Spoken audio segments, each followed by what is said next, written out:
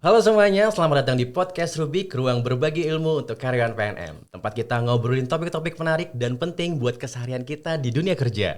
Di episode kali ini, perkenalkan saya Anggra dan rekan saya. Kemala. Halo Kemala, apa kabar? Hai Mas Anggra, alhamdulillah baik. Sehat ya?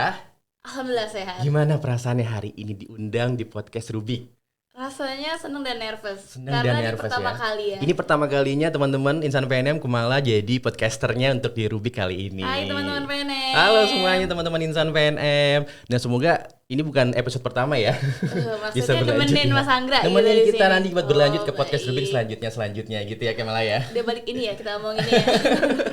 Oke Kemala, kita bakalan bahas sesuatu yang mungkin sering kita dengar tapi kadang belum kita benar-benar pahamin gitu Kemala. Apa itu ya? Biasanya Berat apa ya? sih yang sering kita dengar tapi belum kita pahamin? Zodiak gitu ya. Iya, banyak. Tapi enggak. Kali ini kita nggak mau ngebahas zodiak. Oh bukan Kemana ya? dong. Kali ini kita mau bahas tentang manajemen risiko. Manajemen risiko. Manajemen risiko. Wow, berat gak ya Mas Anggra ini? Topiknya manajemen Enggak risiko. dong, nggak berat-berat banget kok. Oke, Dan kali ini ya, kita akan ngobrolin sesuatu yang nggak cuma penting buat perusahaan, Kamala, tapi juga relate dengan kehidupan kita sehari-hari, benar nggak? bener banget Mas Anggra, tentunya manajemen risiko ini pasti relate banget nih dengan kehidupan kita sehari-hari. Gak cuma buat target perusahaan. Dan kali ini Mas Anggra, kita akan bahas sesuatu yang penting nih. Gak cuma buat perusahaan, Oke. tapi juga bisa relate buat kehidupan kita sehari-hari. Setuju banget sama Kamala ya. Jadi kita bakalan bahas tentang manajemen risiko ya. Manajemen risiko. Manajemen risiko, dan mungkin di sini teman-teman Insan PNM bakalan banyak yang mikir kali ya topiknya berat banget nih. Iya, kayak kuliah gak sih? Wih, kayak kuliah nih. Aduh, tiba-tiba webinar nih gitu. Enggak, teman-teman, tenang aja teman-teman ya. Tenang aja, karena apa? Karena kita akan bahas dengan cara yang ringan gitu ya, santai dan tentunya insightful. Insightful pastinya. Harus ada insightfulnya gitu Betul ya. banget Mas Anggra. Benar banget Kemal. Dan Karena ini gak cuma penting dibuat perusahaan Mas Anggra, tapi dalam kehidupan sehari-hari kita juga Mas Anggra. Betul, Kayak betul. misalnya ketika kita mau ambil keputusan finansial, Iya. atau Mas Anggra mau pergi jalan-jalan nih atau bepergian, itu kan pasti harus ada asuransi perjalanannya. Oh iya, benar, itu yang harus kita Betul. pikirin tuh. Semua itu berkaitan dengan risiko Mas Anggra. Setuju banget, karena emang biasanya yang menurut kita nggak penting ternyata penting gitu ya. Penting. Nah, buat ngobrolin ini kita nggak akan berdua aja Kemala. Oh iya? Kalau kita berdua aja jatuhnya curcol ya. Curcol aja Nanti sih. kita lanjut malah bahas zodiak ya, Betul, bukan sama bahas kita manajemen bahas risiko yang ya. ada di IG aja Iya, deh. bahas FYP, FYC, TikTok Iya. yang ada ya. Betul banget. Enggak. Kita kedatangan seorang tamu spesial yang udah lama banget berkecimpung di dunia manajemen resiko, teman-teman. Beliau adalah Pak Akbar Suwardi selaku EVP Manajemen Resiko PT PNM. Selamat pagi, Bapak. Halo. Wah, udah hadir nih. Betul. Mas Anggra, Pak Akbar ini punya segudang pengalaman Mas Anggra, Oke. yang pastinya bakal membuka wawasan kita semua Insan PNM tentang bagaimana caranya mengelola risiko dengan lebih baik. Wah, harus ya, benar-benar. Jadi nanti Pak Akbar ini akan menjelaskan bagaimana cara mengelola resiko dengan baik ya. Benar. Oke, langsung aja kali kita sapa-sapa lagi Pak narasumber kita pada pagi hari ini Boleh ya. Mas Anggra. Pak Akbar, apa kabar Pak Akbar? Baik, alhamdulillah. Sehat, Bapak? Sehat. Alhamdulillah, senang banget kita berdua bisa kedatangan Bapak di podcast Rubik pada hari ini ya, Kemala ya. Terima kasih Bapak Ya. sudah meluangkan waktunya.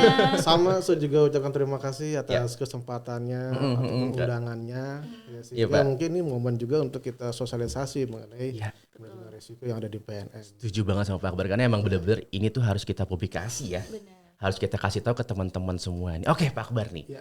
Ya, untuk memulai sesi kita pada hari ini Pak Akbar nih ya.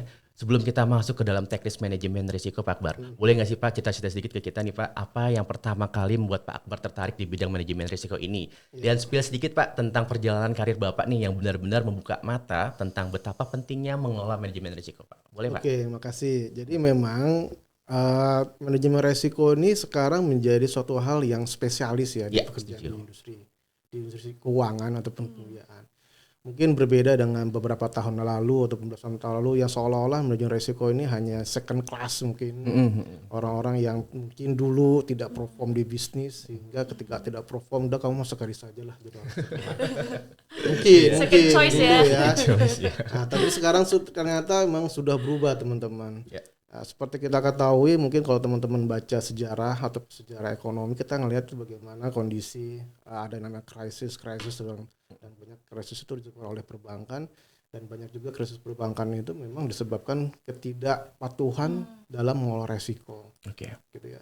Resiko yang seperti kita ketahui itu kan banyak sebenarnya ya. Nah, mungkin nanti kita coba diskusi ya, apa sih yang lebih gampang ataupun lebih kita lakukan. Nah, Di sinilah menurut saya ya, apalagi tadi pertanyaannya kan lebih bagaimana sih dan kenapa tertarik. Nah, resiko ini yang memanage, sekarang juga kita memanage ya, berarti kan bukan menghindari, memanage gitu. Betul, betul Pak. Nah, oleh karena itu pentingnya untuk memberikan guidance sebenarnya, guidance terhadap bisnis. Nah, sebenarnya nggak hanya bisnis yang di guidance, karena sebagai orang risk yang ada di dalam second line, jadi kita memang dalam bisnis itu ataupun dalam perusahaan kita punya three lines of model ya. Ada first line, ada second line, ada third line. Di mana first line itu sebenarnya nggak hanya bisnis, tapi adalah orang-orang yang risk owner. Termasuk teman-teman yang ada di human capital juga ada risk ownernya, tapi sebagai risk owner yang di dalam melakukan pengelolaan human capitalnya. Oke. Kalau bisnis ya pasti dia risk owner ataupun first line untuk yang ada di bisnisnya. Oke. Nah, kami yang ada di second line ini memberikan guidance. Oke. Memberikan guidance, kontrol nanti dan melakukan bantuan untuk melakukan monitoring. Gitu. Nah, ini sangat penting. Setuju, Penting setuju Pak Akbar. apa? Untuk memastikan sustainability daripada perusahaan ke depannya. Gitu sih. Oke, Itulah. oke. Tadi kan Pak Akbar udah spill ke kita ya tentang betapa pentingnya mengelola manajemen risiko yang kemarin. Tapi Pak Akbar belum spill nih tadi awal muasal karir Bapak tuh bisa sampai berkecimpung di sini tuh gimana sih Pak? Oh iya. Bapak bisa masuk ke dunia manajemen risiko tuh gimana sih Pak? Benar Pak, Oke. soalnya kalau kita dengar tuh kayak sulit ya Mas Anggra manajemen risiko gitu. Benar Pak. Benar. Ya memang gini, tidak ada background spesifik untuk orang masuk manajemen risiko tuh harus misalnya lulusan IT, lulusan apa misalnya manajemen apa Keuangan akuntansi gitu di ya, keuangan enggak ada. Memang kalau kita ngomong spesialis ya ketika kita punya background secara pengalaman dan apa mungkin pendidikan yang relate gitu aja palingan ya. Nah, untuk yang pendidikan ya memang karena saya background adalah ya ilmu ekonomi, jadi saya sebenarnya terbiasa untuk memanage ataupun mengolah resiko ya, dari sudut pandang resiko yang seperti resiko pasar Oke. dan resiko suku bunga gitu Iya. lah ya. Wah, berat Gitu ya. banget ya Mas Anggra. Market lah, bukan market gitu ya, dan Suku bunga likuiditas gitu ya. gitu kan. Pasar. Nah, tapi ada accident di mana tahun 2020 kita ya ada apa krisis Covid yang Ya, disebabkan. Nah, itu istilahnya tuh kalau kata orang-orang pinter gitu ya, yang agak-agak apa namanya high class ngomongan tuh ini gara-gara istilah tuh ada black swan gitu. Black swan Black tuh lah swan. Covid.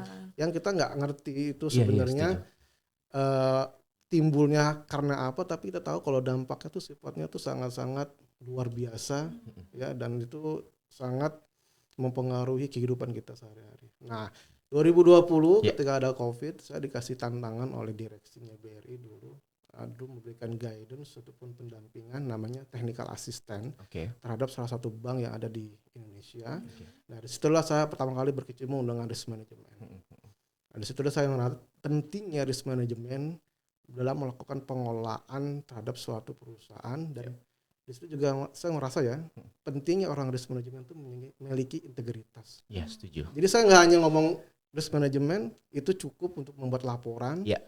Apalagi kalau dibuat laporan hanya hijau semua. Hijau Nggak ada semua untuk Indikatornya aman ya Pak. ya, indikator Gak ada yang seolah merah, aman, gak ada yang misalnya. kuning, gak ada yang oranye gitu ya. Jadi sudah tidak memberikan awareness terhadap board of management. Nah, emang kadang-kadang risk itu seolah membuat orang tuh tidak nyaman sih. Memang pekerjaan tidak membuat orang tidak nyaman ini emang kadang-kadang tuh juga ngeri-ngeri sedap juga sebenarnya sih ya. Enggak. Ya, tapi insya Allah tujuannya ataupun goalsnya itu adalah memberikan awareness. Ya. Yang mana sebenarnya untuk memotivasi ya untuk perbaikan ke depan, ya bukan untuk demotivasi Iya, sebenarnya. benar banget sebenarnya. Karena emang setiap daripada kita punya analisa risiko pasti kita ada analisa rekomendasi setuju. perbaikan. Gitu sih. Jadi Oke. awal mulanya apa? Ya karena ada accident juga. Jadi Ada resiko. sebenarnya ada dijorokin Iya. gitu Iya, ya, gitu ya. Tapi tertarik ya Mas Ya Anggra. akhirnya ternyata seru juga Iya. ya. Mikir-mikir gini Ternyata ternyata seru ya gitu ya Pak. Benar banget. Oke, setuju Pak. Pak, mungkin kita bisa lebih bahas dari basicnya dulu kali ya Pak. Tadi kan Boleh. Bapak udah bahas tentang Black Swan apa segala macam gitu ya Pak. Kita mungkin minta mulai dari basicnya dulu buat teman-teman insan PNM semua yang ada di sini Pak. Sebenarnya risiko itu apa sih Pak? Oke.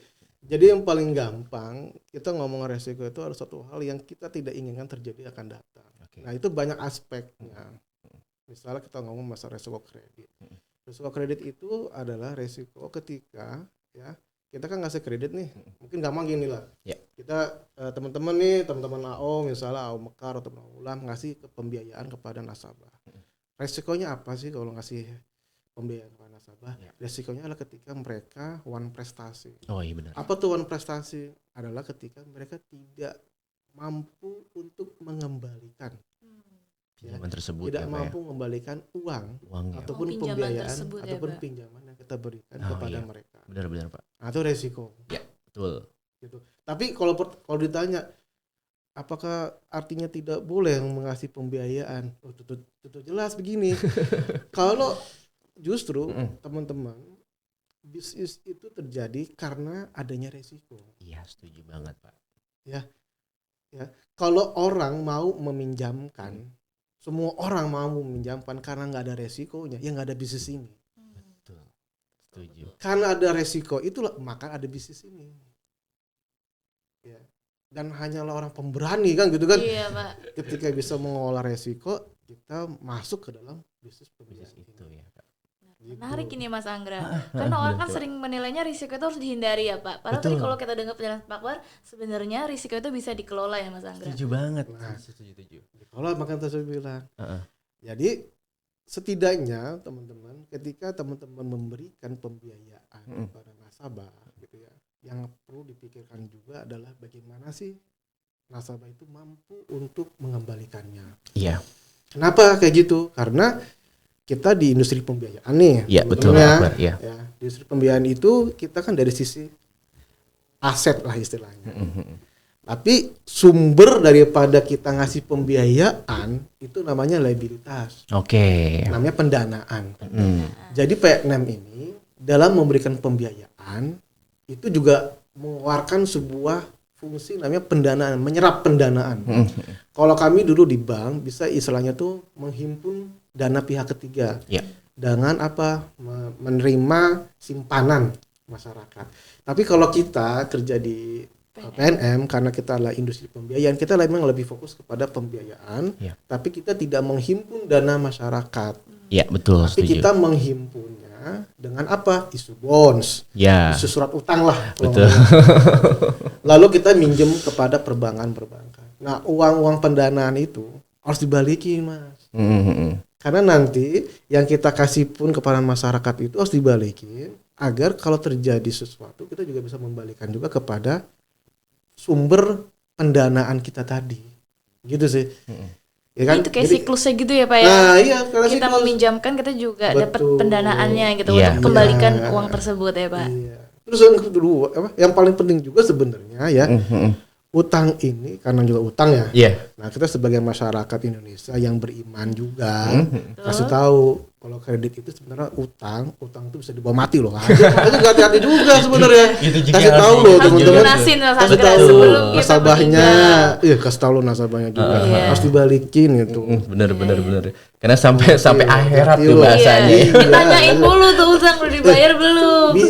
Beneran itu Iya. Pak, kalau kita harus juga itu gara-gara itu. Jadi sebenarnya kalau kita makanya hati-hati juga kalau kita ngasih pembiayaan itu kepada nasabah. Kalau bisa nasabah itu bisa membalikannya gitu. Setuju, Nah, Pak. tapi kan kalau kita nasabah mekar, kan memang kita tuh memberikan kepada nasabah yang berbeda Iya, dengan benar. pembiayaan lain. Karena Ada seperti kita kriteria tahu, khusus ya, Pak, ya? iya, kan teman-teman tahu juga bahwa nasabah itu kan unbankable, unvisible, Betul. gitu kan kalau istilah kita aku ada abstrak apa underprivileged woman. Nah, oleh karena itu, menurut saya nih Mas, ketika kita kasih pembiayaan, fungsi daripada pemberdayaan kita pun juga harus jalan Iya, itu. benar. Jadi si nasabahnya itu ketika dikasih pembiayaan kalau bisa pastikan mereka juga benar-benar untuk menjalankan usahanya. Untuk apa? Ya untuk sumber daripada pembayaran atas uang yang kita kasih. Kalau enggak nanti dia punya usaha, sedangkan dia punya utang, dari mana dia bisa membalikannya? Betul banget. Takutnya nanti dia minjem lagi. Gitu. Iya, akhirnya gali lubang tutup lubang tuh nggak selesai. Nggak selesai juga itu pinjamannya Mas Anggra. Betul. Gitu ya. Benar, Jadi kenali apa tadi resiko tadi, karena resiko tadi kita ngomongin masalah potensi yang tidak kita inginkan terjadi, ya kita juga harus memitigasi dengan cara apa yang paling gampang tuh ya. kenali nasabahnya dengan tepat. Yes. Kenali nasabah kita teman-teman. Kita garis bawain harus dikenalin nasabahnya Oh, dengan iya, tepat. iya.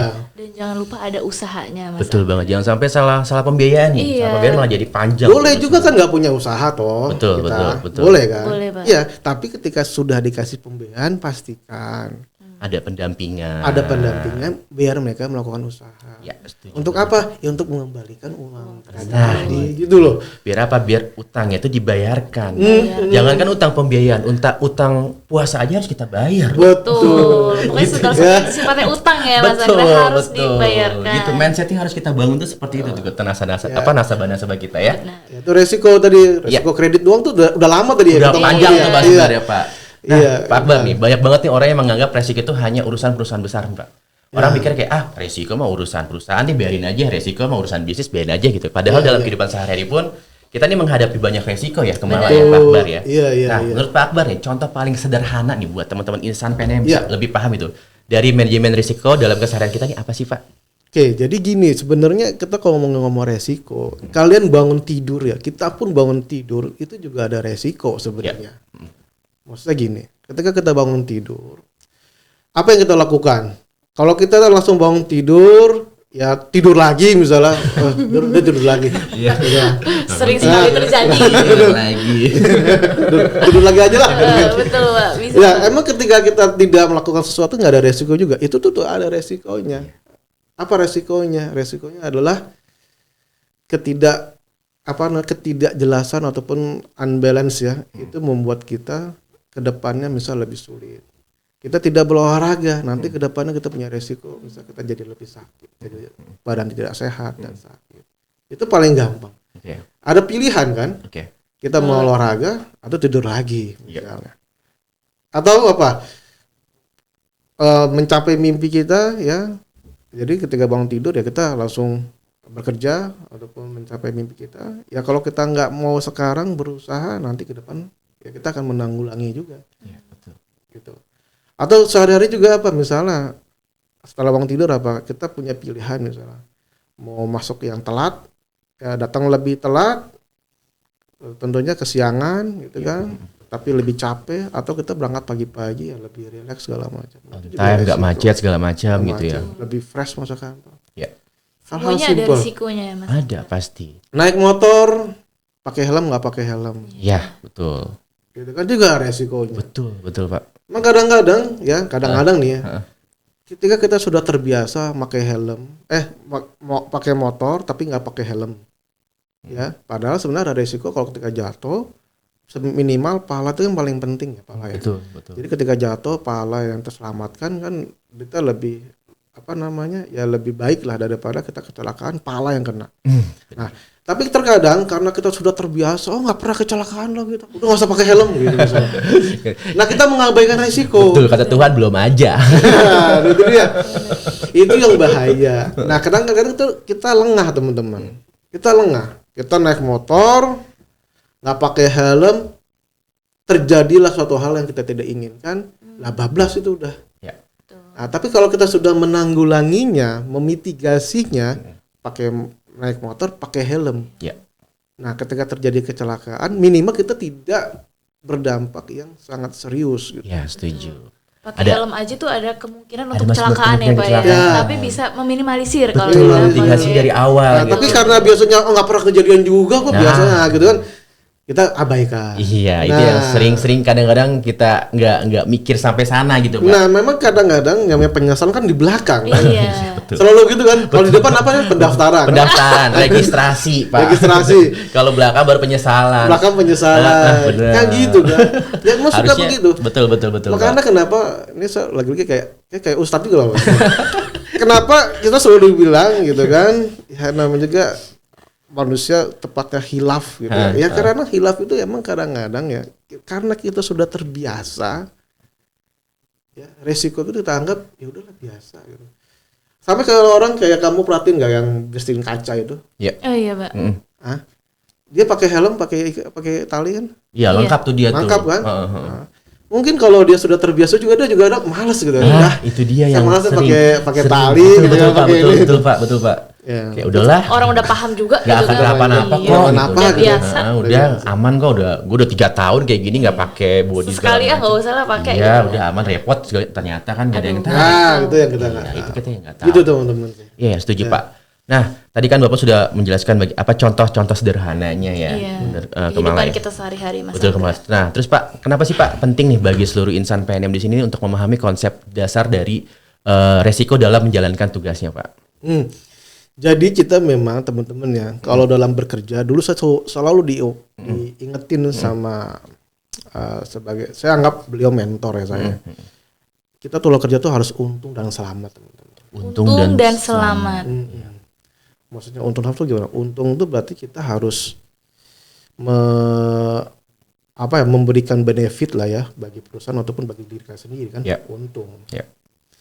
Nah, termasuk kita berbisnis ya kita kan harus untung. Betul. Tumbuh. Betul. Nah, tapi kita juga harus selamat. Iya. Selamat tuh maksudnya apa? Ya jangan sampai ada resiko yang tidak kita inginkan itu ke depannya. Nah, risiko itu maksudnya apa? Nah, karena kalau kita di perusahaan pembiayaan, sebenarnya teman-teman memberikan memberikan pembiayaan itu harus memastikan dia kan tadi mampu bayar ya. Karena kalau tidak mampu bayar, berarti kan ada kewajiban kita juga nih untuk melakukan penagihan. Betul. Iya dong, untuk melakukan penagihan atas nasabah itu berbalikin. Nah itu nggak selamatnya. Nah, betul. Kalau itu kita ngasih pembiayaan ternyata nggak balik. ya Nggak selamat. ada risiko nggak balik tuh, nasabahnya kabur lah, apa segala macam gitu ya. Nah kalau nggak selamat tuh nanti kan takutnya nih ya kita bisa berurusan dengan human capital juga nanti. Wah, Kalau Mas sama orang Anggra audit ini. juga nanti. Benar-benar. Atau nanti pihak berwajib misalnya nggak tahu kita. Iya, Pak. Nah nanti kalau sudah berhubungan sama pihak berwajib nanti yang kasihan kan nggak cuma kita tapi keluarga kita juga. Nah itu masalah selamat. Jadi kita harus untung dan selamat ya.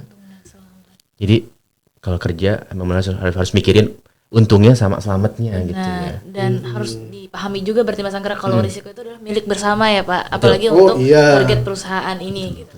Setuju Ya. sama Kemala. Ujung tombak kita adalah teman-teman ada di AO Mekar, AO Ulang itu ujung tombak kita. Dan mereka adalah garda terdepan ya untuk memastikan bisnis ini berjalan ya.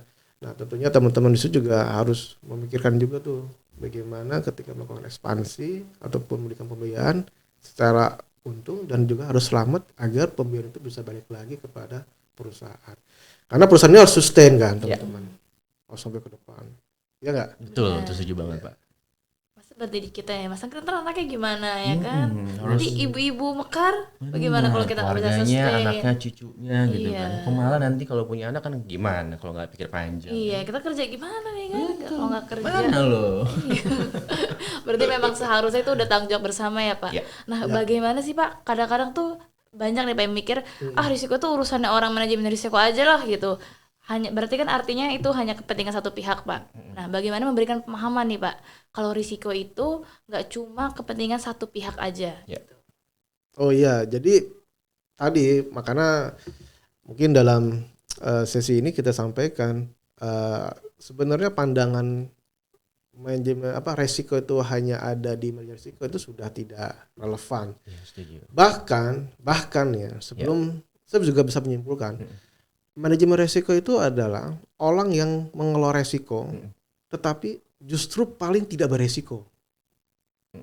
Orang yang mengelola risiko tapi tidak berisiko Pak. Kita itu nggak paling beresiko. Yang beresiko teman-teman di depan. Menarik sih. Is Pak. owner justru yang Iya, beresiko. setuju sih. Bukan Pak. kami. Teman-teman di lapangan. Loh ya. beneran. Kami itu. Saya tahu kita ini saya ulang lagi ya. Iya, Hanya Pak. resiko Iya, itu. iya. Kita ini adalah orang yang resiko. Tapi justru kami lah orang-orang yang tidak beresiko sebenarnya. Kenapa? Ya karena yang risk ownernya, yang di depan, di depan tuh teman-teman kok. Iya, Di betul, bisnis, setuju human sih. capital, di IT-nya. Ya kami kan mengelola Ya. second line. Kami ngingetin ke teman-teman. Gitu. Ya, jadi pandangan yang ngomong bahwasan resiko itu urusan resiko itu salah sebenarnya. Kami sekarang second line ini mengingatkan teman-teman yang ada yang megang resiko itu terus kalian loh. Iya. Betul. setuju Kalau sih. ada audit Iya. terus kalian juga menghadapi. Kalau ada penegak hukum kalian juga apa tuh? Teman-teman loh sebenarnya, Bener, bukan bener. kita loh sebenarnya. Kami selama kami punya laporan yang lengkap dan secara terintegrasi kami record dan kami sudah warning ke teman-teman dan ternyata resiko tetap terjadi, resiko tetap di depan kalian.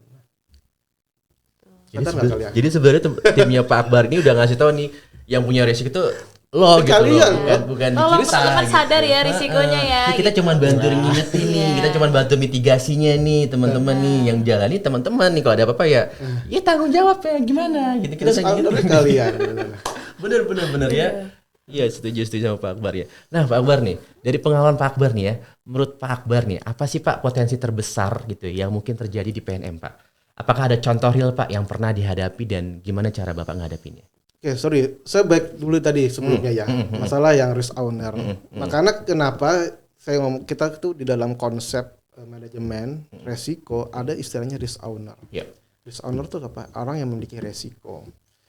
Siapa yang memiliki resiko untuk bisnis? Ya orang-orang di bisnis. Yeah. Kenapa dia? Ya karena dia menghadapi langsung. Dia pelakunya juga. Dia melakukan pembiayaan. Dan ketika resiko itu terjadi, berarti kan resiko kredit itu apa? Resiko tidak bayar toh. Iya, betul.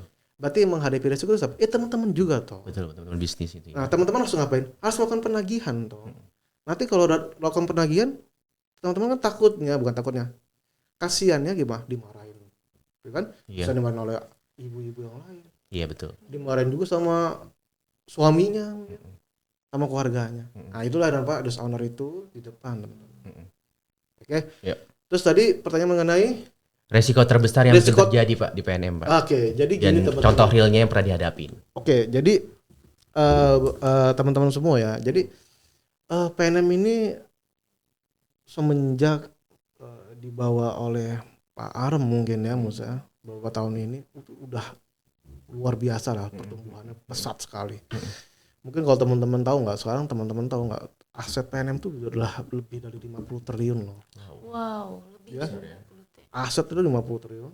Pendanaannya aja tuh udah hampir 40 triliun mungkin, 30 atau 40 triliun. Dan kita punya pembiayaan ya terhadap ULAM dan mikro total tuh 47 triliun. Oke. Nah, ini membuat ternyata membuat otoritas kita baik yang ada di Kementerian BUMN gitu ya ataupun yang ada di OJK. Yep. Itu membuat apalagi ngeliat dampaknya nggak hanya asetnya ya, melihat dampaknya PNM yang begitu luar biasa terhadap perekonomian, terhadap empowerment pemberdayaan gitu ya. Itu melihat PNM tuh makin signifikan terhadap kondisi ekonomi Indonesia dan perlu dijaga. Yep. Nah, bentuk penjagaannya orang kebijakan atau orang otoritas apa? Dibuat lagi kebijakan yang baru ataupun peraturan. Okay. Jadi kami dari RIS dan dari Kepatuhan melihat setidaknya nih ada 4 ataupun 5 peraturan-peraturan yang ada di Indonesia yang maksudnya ataupun dari pemerintah ataupun regulator kayak OJK yang berdampak signifikan terhadap PNM. Balai PS Global susah gitu dikasih ya. tahu. Batu gitu. Batu banget. Tapi kalau kita nggak kasih tahu, kasih tahu juga nanti kan ada line. Kita dimarahin sama orang audit juga. Jangan kayak dalam katak dalam tempurung. Misalnya, biasanya begini aja bisa-bisa aja gitu. Jangan. Itu sama Banyak itu ada proses. sama tadi karyawan yang ngelapin kaca Pak. Orang biasanya juga nggak Bisa-bisa apa-apa aja. kok, aman Aman jalan lah, nggak usah aman. pakai helm. Iya, nggak Bisa. usah pakai pengaman segala macam, nggak akan jatuh kok kan kita Iya, ada yang tahu. Nah, itu mindset yang seperti itu tuh Pak yang harus kita ubah, harus kita bangun.